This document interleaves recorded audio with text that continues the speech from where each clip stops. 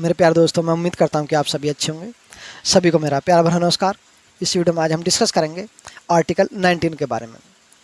Article 19 जो है वो स्वतंत्रता के अधिकार से संबंधित है। ये हमें जो है स्वतंत्रता के अधिकारों के बारे में जानकारी देता है। आर्टिकल 19 हमारे भारतीय संविधान में जो है मौलिक अधिकारों का जो चैप्टर है, जो भाग 3 में दिया गया है, मौलिक अधिकारों के चैप्टर के अंतर्गत स्वतंत्रता का अधिकार आपका आता है। इससे पहले मैंने समानता के अधिकार से संबंधित जो आर्टिकल आते हैं उनके बारे में वीडियो प्रोवाइड करा रखी हैं। टाइम निकाल कर आप जो उन वीडियो को भी स्टडी कर लेना, अगर आपने वो किसी कारणवश वीडियो नहीं देखी हैं तो। अगर देख ली हैं तो अच्छी बात है। और इस वीडियो में जो हम, जैसा कि मैंने अभी आपको बताया, आर्टिकल 19 के बारे में जानेंगे। आर्टिकल 19 में जो है हमारे भारतीय संविधान द्वारा हमारे देश के आम नागरिकों को 6 प्रकार की स्वतंत्रताएं दी गई हैं। पहले 7 प्रकार की स्वतंत्रता थी। 7वीं कौन सी थी और क्यों हटा दी गई, क्या कारण है, उसके पीछे क्या रीज़न रहे, उनको भी हम जानेंगे। ठीक है। और इस वक्त संविधान में वो कहाँ हैं या भी ना है, तो ये भी हम जो है अच्छे से जो है जानकारी लेंगे। जो 6 प्रकार की जो स्वतंत्रता हैं जो हमारे भारतीय संविधान में जो है हमारे देश के आम नागरिकों को दी गई हैं, इनको बताने से पहले मैं आपको एक बात जो अच्छे से क्लियर कर देना चाहता हूं कि जो हमारे भारतीय संविधान द्वारा हमारे देश के आम नागरिकों को जो स्वतंत्रताएं दी गई हैं, इनका इस्तेमाल करने से पहले, ठीक है, आपको ये ध्यान में रखना कि आपकी स्वतंत्रता से जब अपनी जो आप जो है जो स्वतंत्रता जो भारतीय संविधान द्वारा आपको दी गई है, जब उन स्वतंत्रताओं को आप जो है इस्तेमाल करें तो कहीं आपकी स्वतंत्रता से जो है हमारे देश की एकता, अखंडता और उसकी सुरक्षा को कहीं चोट तो नहीं पहुंच रही है, कोई क्षति तो नहीं हो रही है। ठीक है। कहीं दूसरे लोगों को, आम पब्लिक को जो है, दूसरी जो लोग हैं, आपकी आज़ादी से, आपकी स्वतंत्रता से उनको कोई प्रॉब्लम तो नहीं हो रही है, उनको कोई दिक्कत, जो परेशानी तो नहीं हो रही है। अगर आपकी स्वतंत्रता से दूसरे लोगों को परेशानी होती है, उनको जो है कहीं ना कहीं जो है एक तरीके से दिक्कत का सामना करना पड़ता है, तो उस चीज़ को आपको ध्यान में रखना है। अपनी स्वतंत्रता का इस्तेमाल इस तरीके से करना है जिससे कि हमारे देश की एकता, अखंडता, ठीक है, और उसकी सुरक्षा को चोट ना पहुँचे और आम पब्लिक जो है उसको परेशानी ना हो। ठीक है ना। इन चीज़ों का ध्यान में रखते हुए अपनी स्वतंत्रता को आपको इस्तेमाल करना है। ये एज ए नोट जो आपको मैं पहले ही आपको ये बात क्लियर कर दी है। अब आइए जानते हैं वन बाय वन करके हम जो आर्टिकल 19 के अंतर्गत जो 6 स्वतंत्रताएं दी गई हैं उनके बारे में।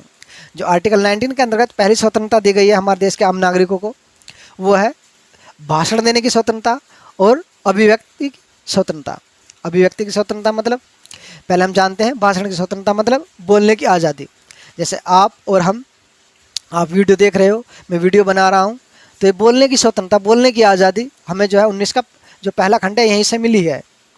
हमारे देश के जो आम नागरिक हैं उन सभी को जो है बोलने की आज़ादी आर्टिकल 19 के पहले खंड से ही दी गई है, यहीं से आज़ादी मिली है। हमारे देश के आम नागरिक अपनी जो है बात वो सरकार के सामने, आम पब्लिक के सामने रख सकते हैं, अपनी बात को कह सकते हैं लोगों को इकट्ठा कर कर, ठीक है, और अपनी बात को जो अभिव्यक्ति भी कर सकते हैं।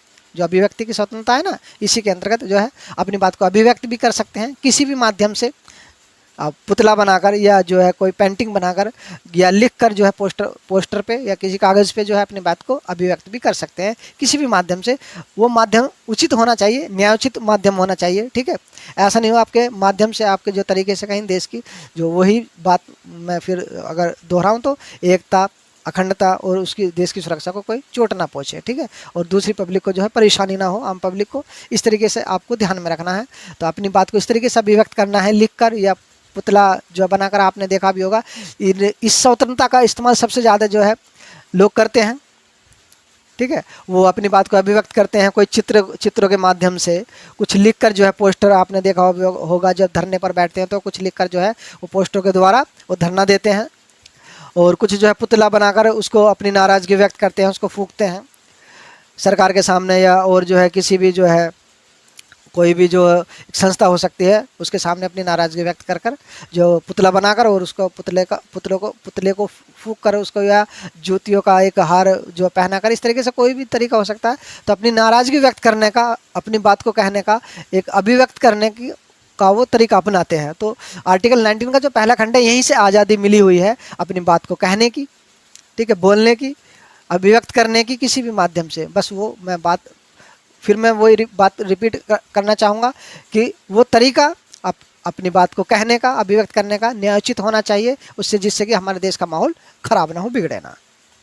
ठीक, अब आइए जो आर्टिकल 19 का जो दूसरा खंड है वो हमें जानकारी देता है कि जब आप अपनी बात कह सकते हो, बोल सकते हो, अपनी बात अभिव्यक्त कर सकते हो और लोगों को आपकी बात अच्छी लगती है, तो आप लोगों को इकट्ठा कर कर उनका जो है एक सम्मेलन बना सकते हैं। लोगों को इकट्ठा कर कर सम्मेलन कर कर अपनी बात को कह सकते हैं, यानी सम्मेलन बनाने का, ठीक है, सम्मेलन को संगठित करने का अधिकार जो है आर्टिकल 19 के दूसरे खंड से आपको मिलता है। और आर्टिकल 19 का जो तीसरा खंड है ये आपको जो है संगठन बनाकर, अगर आपकी बात लोगों को अच्छी लगती है, लोग जो आपका सम्मेलन में आ जाते हैं, ठीक है, और सम्मेलन में जो है आप जो है फिर जो अपनी बात को और मजबूत तरीके से सरकार के सामने, पब्लिक के सामने रखना चाहते हैं, और पब्लिक को जो आपकी बातें और आप जो एज ए लीडर आप पसंद आ जाते हो, तो आप जो संगठन बना सकते हो और संगठन का जो है आप नाम रखकर जो है अपनी बातों को अभिव्यक्त कर सकते हो, अपनी बातों को सरकार के सामने, पब्लिक के सामने रख सकते हो। ठीक है, तो संगठन बनाने का अधिकार वो आपका जो आर्टिकल 19 के तीसरे खंड से आपको दिया गया है। तो 3 अधिकार हो गए, यानी 3 प्रकार की स्वतंत्रता हो गई। आर्टिकल 19 के पहले में जो है बोलने का अधिकार और अपनी बात को अभिव्यक्त करने का अधिकार। दूसरे में जो है आर्टिकल 19 के दूसरे खंड में जो है सम्मेलन बनाने का अधिकार, और आर्टिकल 19 के तीसरे खंड में जो है संगठन बनाने का अधिकार। ठीक ठीक, अब आइए आर्टिकल 19 के जो चौथा खंड है इसमें कहा गया है कि आप जो हमारे पूरे भारत देश में, हमारा भारत देश का कोई भी आम नागरिक है हमारे पूरे भारत देश में कहीं भी वो घूम सकता है, उसे घूमने की आज़ादी है, भ्रमण करने की आज़ादी है, जहाँ चाहे वो घूम सकता है। लेकिन अगर कोई ऐसी जगह है जहाँ पर सरकार ने जो है पुलिस वालों को या सेना के अधिकारियों को जो है ऑर्डर दे रखे हैं कि उस एरिया में जो है आम पब्लिक का जाना मना है, तो आप वहाँ पर नहीं जा सकते। ठीक है, वो सरकार जो है किसी जो है नियम के तहत जो ऐसा करती है, उसको जो आप अगर वहाँ जाना चाहते तो उसको जो है उसका तरीका देखें, उसको जानकर जो है अगर वहाँ पर जो है संविधान के और कानून के अगर जो न्याय के अगर न्यायोचित लगे तो आप जाएं, अगर नहीं लगे तो ना जाएं। ठीक है, वो एक अलग विषय है। लेकिन आप जो है पूरे भारत देश में कहीं भी जो आप घूम सकते हैं, ये अधिकार 19 के जो चौथे खंड से आपको दिया जाता है। चौथा खंड इस चीज़ की आपको जो है पूरी आज़ादी देता है कि आप हमारे पूरे भारत देश में, हमारा भारत देश के जो आम नागरिक है वो कहीं भी घूम सकते हैं, उन्हें घूमने की आज़ादी है, स्वतंत्रता है। और 5वां खंड जो है 19 का, ये हमें आज़ादी देता है कि अगर आपको कोई जगह पसंद आ जाती है, आप घूमते हो, तो आप हमारे पूरे भारत देश में कहीं भी आप रह सकते हैं। ठीक है, ये जो 19 का 5वां खंड है, यहाँ से आपको आज़ादी मिलती है। ये इस चीज़ की जो है वकालत करता है, आपको आज़ादी देता है कि हमारे भारत देश के आम नागरिक, ठीक है, वो कहीं भी जहाँ चाहे हमारे पूरे भारत देश में कहीं भी रह सकते हैं।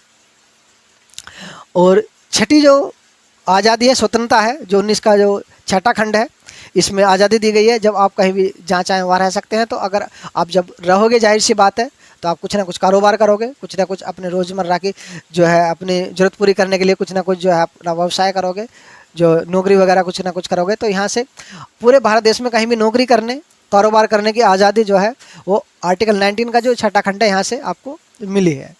ये आर्टिकल 19 का छठा खंड आपको आज़ादी देता है पूरे भारत देश में कहीं भी नौकरी करने की और कारोबार करने की।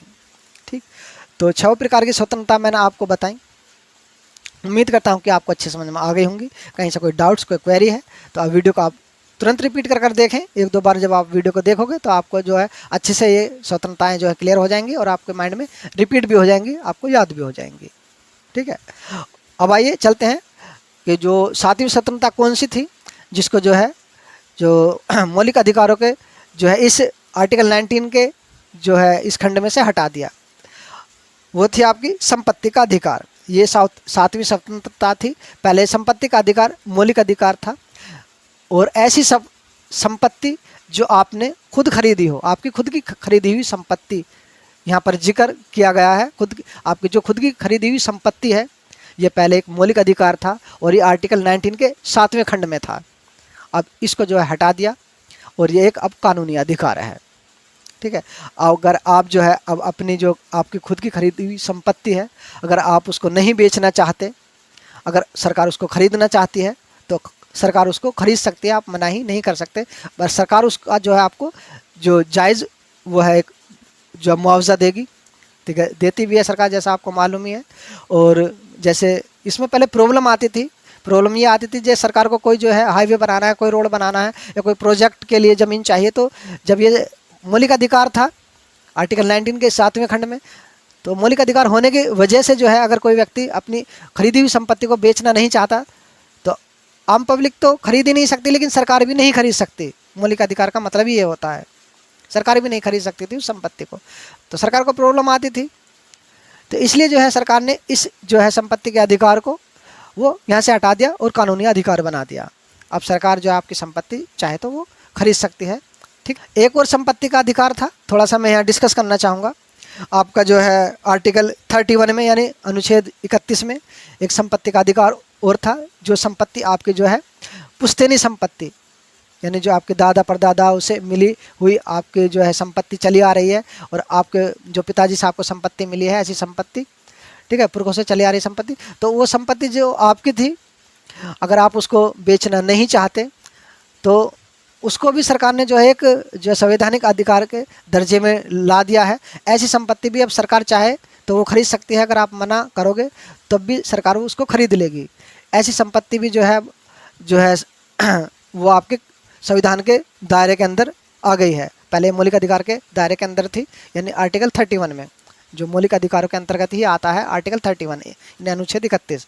अब ये आपका जो है अनुच्छेद 31 से हटाकर जो 300A आर्टिकल जो है इसमें उस संपत्ति को रख दिया गया है, आपकी खानदानी जो संपत्ति थी उसको, ठीक है, उस संपत्ति को भी जो सरकार चाहे तो वो खरीद सकती है। अब एक आपका जो है एक संवैधानिक अधिकार है। और ये संशोधन किया गया था आपका जो है आर्टिकल जो है ये संशोधन किया गया था आपका 1978 में, और ये 44वां संविधान संशोधन था। ये एज ए स्टूडेंट एग्ज़ाम के पॉइंट ऑफ व्यू से मैंने आपको जानकारी प्रोवाइड कराई है। उम्मीद करता हूँ कि जो मैंने आपको जानकारी दी है आर्टिकल 19 से संबंधित आपको अच्छे समझ में आ गई होगी। ठीक है।